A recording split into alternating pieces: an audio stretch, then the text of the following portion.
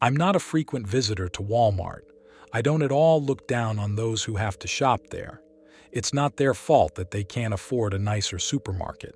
And I mention this for this reason. If I had gone there more often, I would have noticed something out of the ordinary earlier. It was late at night. I have run out of necessary supplies. By that time, I had just gotten off work, and the next day promised to be no less busy. I had already accepted that I would have to survive without toilet paper, soap, and milk until the weekend. But then I realized that I was also out of ham. Crap. Can you go a whole workday without a homemade sandwich? Only over my dead body. After wandering back and forth quite a bit on my hulk in search of 7-Eleven or some other relatively decent department store, I came across a huge parking lot that many of us would probably recognize with our eyes closed. After some thought, I reluctantly turned on the turn signal. The parking lot was almost empty. Despite the impressive size of the hypermarket, I was not able to notice a single abandoned shopping cart. For the first time in my memory, I got out of the car and went into the store. Along the way, I missed a detail that only dawned on me when I was inside. Any avid Walmart resident in my place would have long ago hastily moved in the other direction. The sign said Walmart, not Walmart. My sleepy brain attributed everything to fatigue and absent-mindedness, not perceiving this as a signal that something was clearly wrong here. At the entrance, I was greeted by a plump doorman, either a guy or a girl. I wasn't in the mood for that. Welcome to Walmart. But because of the strong accent and incorrect accents, it sounded more like this: Dobro pozdravljat to Walmart. But again, I didn't attach much importance to this. I was too tired. So I just grabbed the cart, which, by the way, moved a little more willingly than a cobblestone with square wheels, and took it deeper into the hypermarket. The place was simply huge.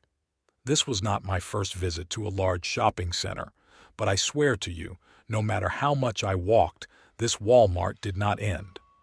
I moved along the endless rows of goods, looking for the necessary goods along the way.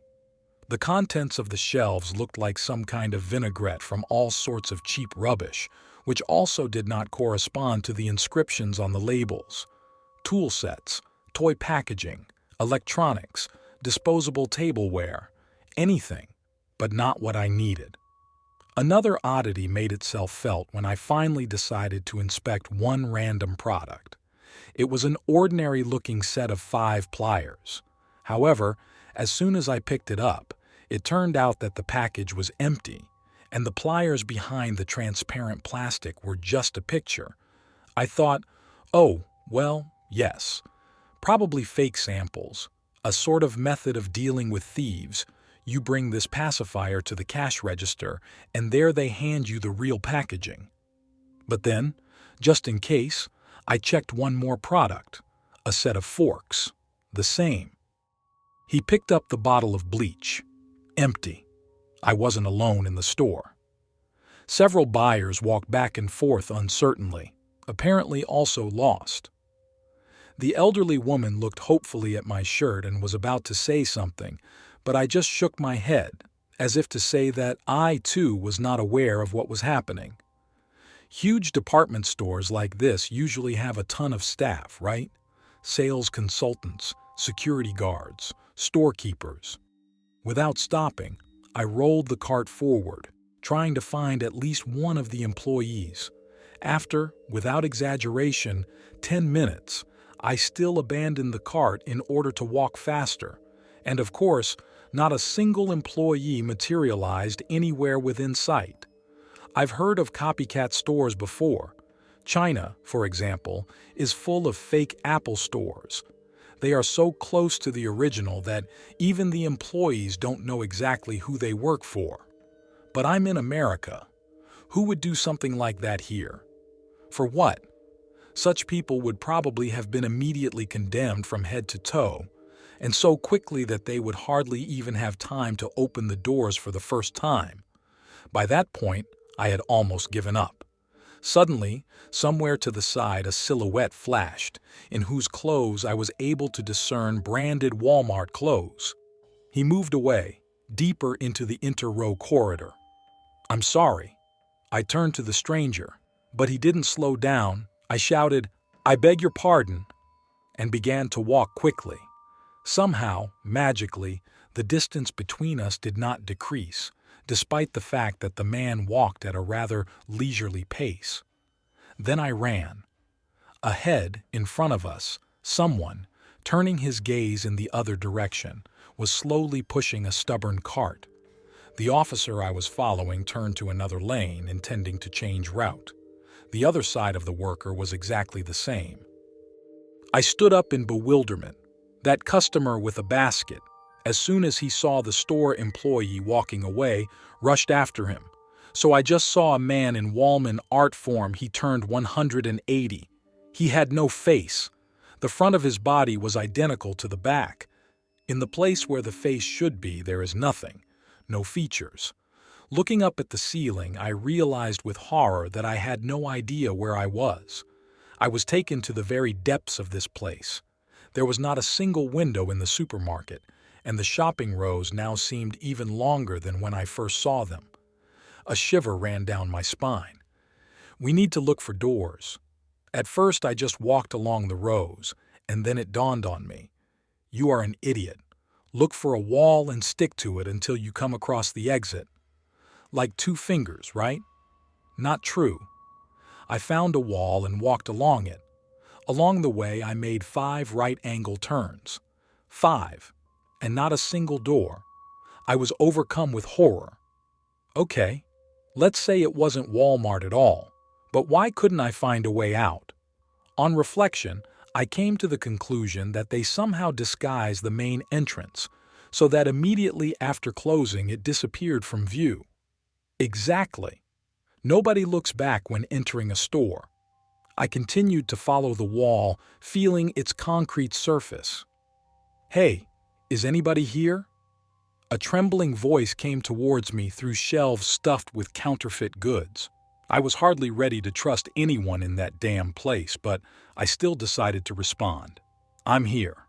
Are you a buyer too?" "God bless," the woman answered. The creaking of a cart could be heard as it rolled on the tiled floor. "I've been here for several hours now, and my phone doesn't have reception. Could you help me? It seems like I'm completely lost." "Of course." I looked around the nearest turn. "Could you come out to me from there?" "No, my route ends here. There are only shelves on the sides, and then there's a dead end." "Can you go to the other end?" I tried. There is also a dead end there. I don't understand where I went wrong.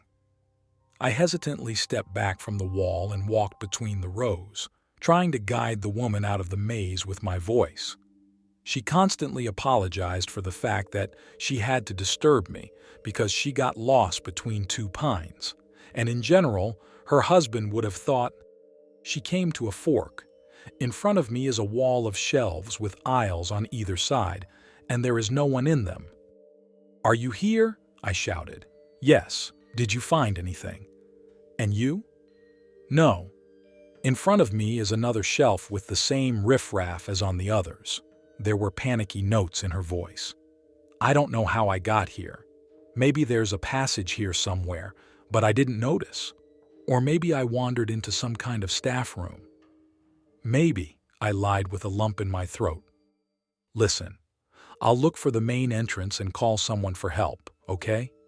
I'll try to get back as quickly as possible. You stay here.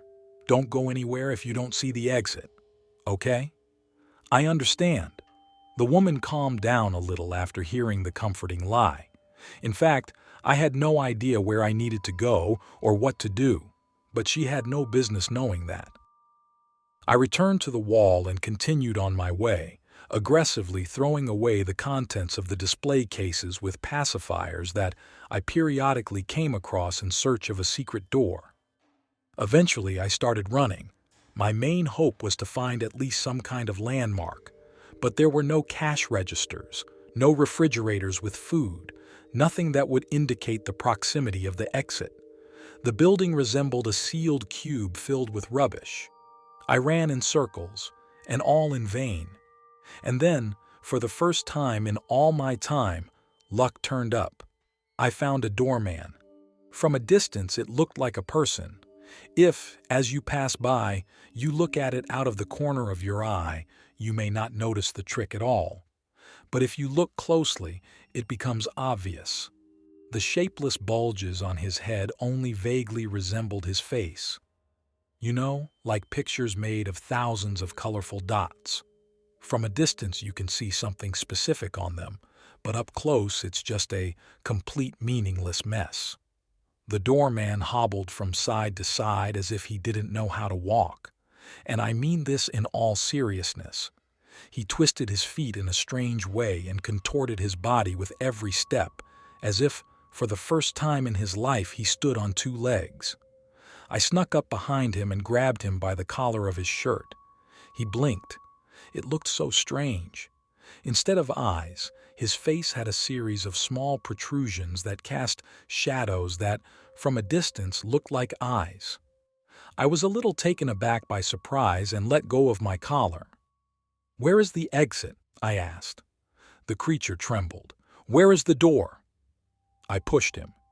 "If you let me out, I won't call the police. Please, let me out." The doorman looked around nervously and then stared at me again. "Yes, bro. Pa Jalavat.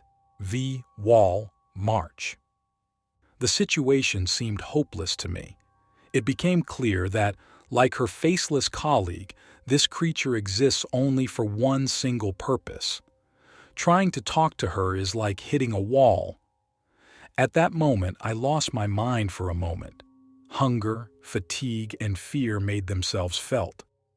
I pushed the doorman against the wall and the impact sent ripples through his body like a lump of jelly. Suddenly, two parts of the wall moved apart, forming a passage. Feeling a breath of fresh night air, I rushed into the opening at full speed. Just in time.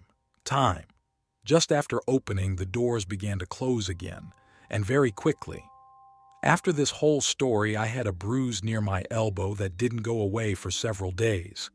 I was the one who hit the door while running out of the building. The doorman, by the way, was less fortunate. As I was leaving, I heard an inhuman squeal. Apparently, he was pinned there. But that was the least of my worries at that moment. Without turning around, I ran up to the car, started the engine, and got out of there. All they saw was me. I parked at the indoor market and called the police. The speaker left me like this. When he moved from a description of a fake Walmart to a story about lost shoppers, the dispatcher hung up. Then I personally went to the police station, but even there my story, this time told in a somewhat calmer tone, was received with skepticism. However, after what seemed like hours of persuasion, I managed to persuade the local police officer to accompany me to the scene of the incident. There was one catch.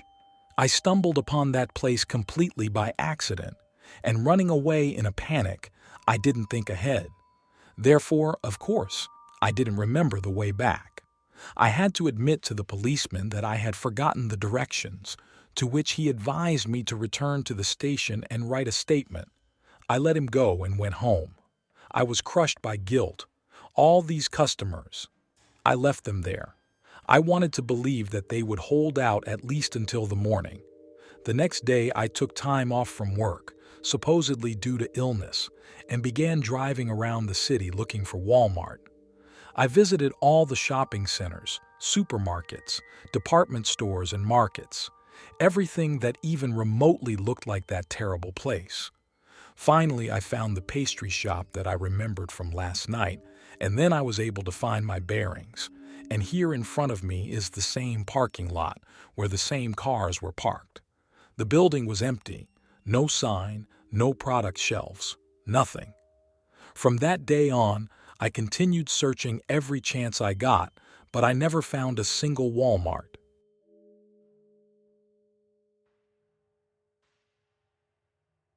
In 2007, I was then a cashier in one of the large supermarkets. Every evening the store is alarmed.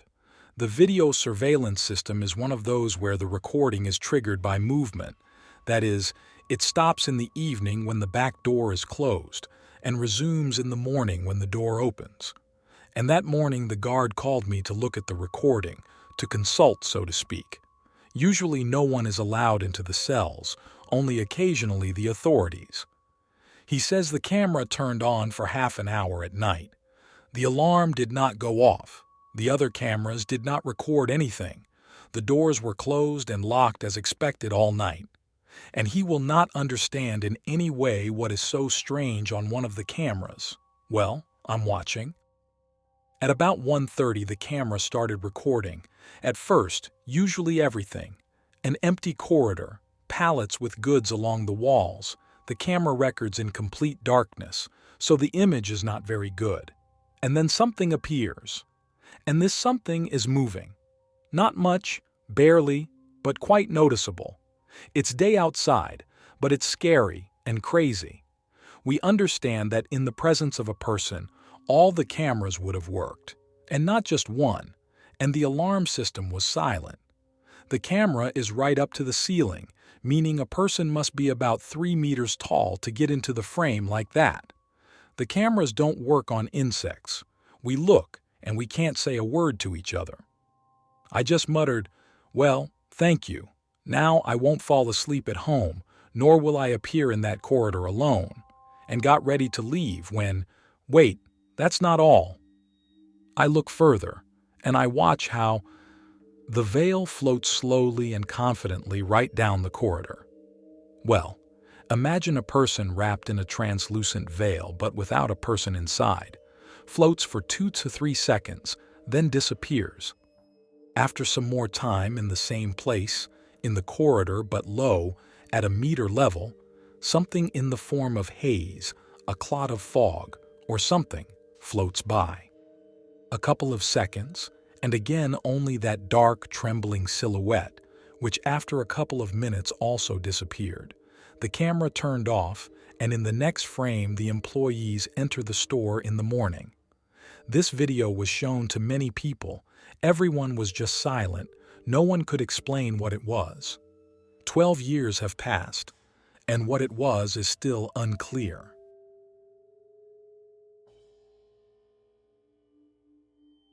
About 10 years ago, when I was around the age of 9, we lived in our previous house and were starting the process of moving out. Now, I had grown up in this house and all my friends lived around me, so I was very torn about moving out. There happened to be a very bad thunderstorm one of the nights before we finished moving, and all my toys were in boxes. Some of the toys started to make noises as if I was playing with them. At the time, my mother told me that it was the electricity in the air from the storm. Today, I feel like she was telling that to herself too. I didn't think much of it at the moment because I was 9.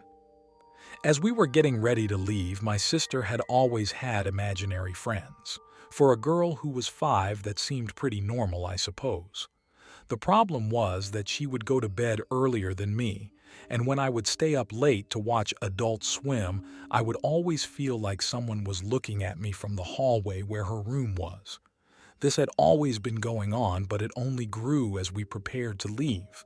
This is the part that literally has my hair standing up as I tell it. The last day came and we were putting the final boxes in our truck when I decided to go in and look around, make sure I had everything.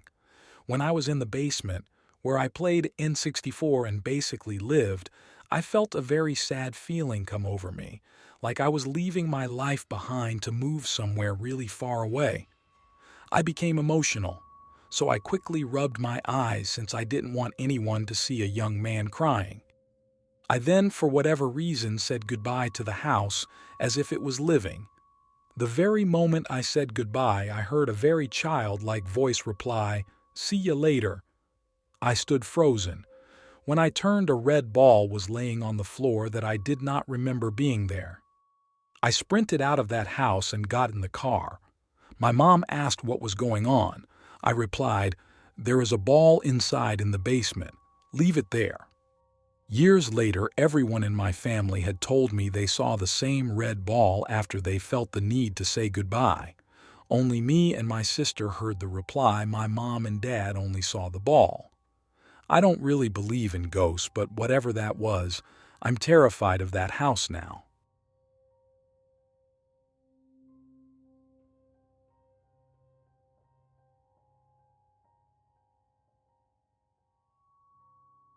My significant other grew up in a house built in the 1800s.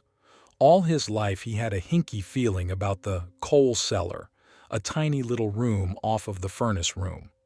When it came time to sell, our contactor friend asked if we wanted the slates pulled up in that room and a new cement floor poured. We said sure, and they pulled up the slates only to find a much newer concrete slab had been poured underneath. My significant other completely backed out and had the slabs put back down. Some things are better left undisturbed, I guess. Everyone who spent time in that house saw or heard things. It was mostly completely benign. Like, every time I passed by his parents' room, I saw out of the corner of my eye 2 or 3 people in older dress standing around in that room. Then I heard another friend who had house sat for us say the same thing. I even took down the drapes and rearranged the room, thinking it was trick of light and shadow. Nothing helped. Same friend staying alone there said he was awakened by people shouting at him. I'm glad that never happened to me. Probably the weirdest thing when my significant other was getting ready to sell the house, remodeling the kitchen, selling off the antiques, etc. He was standing near the fireplace with an antiques dealer, near stranger, and there was a largish, carved wooden horse mounted above it. It had been there for 40-50 years. Suddenly the horse jumps about 3 feet from the wall to land at their feet. It wasn't like the nail finally loosened and the horse fell down. It jumped away from the wall. Freaky. Probably the most disturbing was when my father-in-law was pushed down the stairs.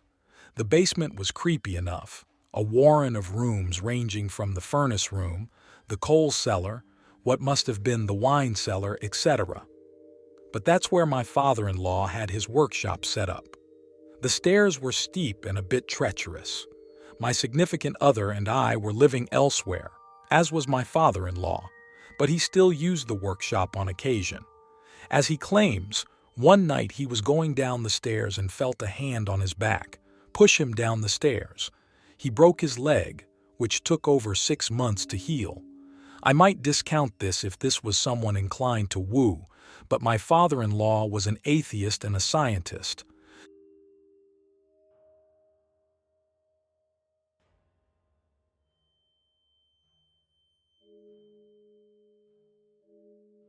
I was driving a shortcut from 29 Palms, CA to Albuquerque, NM. 29 Palms is located in the desolate high desert east of LA. The shortcut was completely a 2-lane road through total nothingness, except for passing through Amboy, CA. Amboy is a nearly abandoned town nearly as far below sea level as Death Valley, with a dormant volcano and lava field on one side and a salt flat on the other. It was also, at the time, a hotspot for satanic group activity. So I was driving by myself in the afternoon. I stopped in Amboy and snapped a picture of the city sign, just to prove I was there to friends who dared me to take that route to I-40. I got back in my car and proceeded to drive up into the mountain range between Amboy and I-40. Once I reach the top, I am driving north through a canyon with high grass on both sides of the road. Up ahead, I see some stuff in the middle of the road.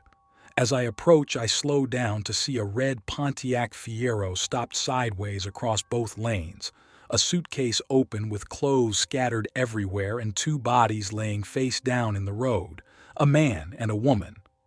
I stop 100 feet or so away and the hair on the back of my neck is standing up. Being a Marine, I reach under the seat and pull out a 9mm pistol and chamber around. Something seemed very wrong. It looked too perfect, as if it were staged. An ambush? Was I being paranoid? Something was just wrong. Getting out of the car seemed unthinkable. It was the horror movie move. As I scanned the road, I saw a line I could drive. Pass the guy in the road on his left, swerve to the right side of the woman behind the Fiero, and I'd be on the other side. I dropped it into first gear, punched it, and drove the line I planned. I passed the back of the Fiero without hitting it or either of the bodies in the road. I continued forward a couple 100 feet and slowed down so I could breathe and let my heart slow down. As I looked up into the rearview mirror, I saw that the two bodies had gotten up to their knees, and 20 or so people emerged from the tall grass on either side of the road by the car and bodies. At that moment, my right foot smashed the gas pedal to the floor and did not let up until I had to slow down for the I-40 East on-ramp. I will never know what would have happened to me had I gotten out of the car to check on the bodies or stopped my car closer to them. Somehow, I do not think it would have been good. Sometimes real life can be scarier than a movie.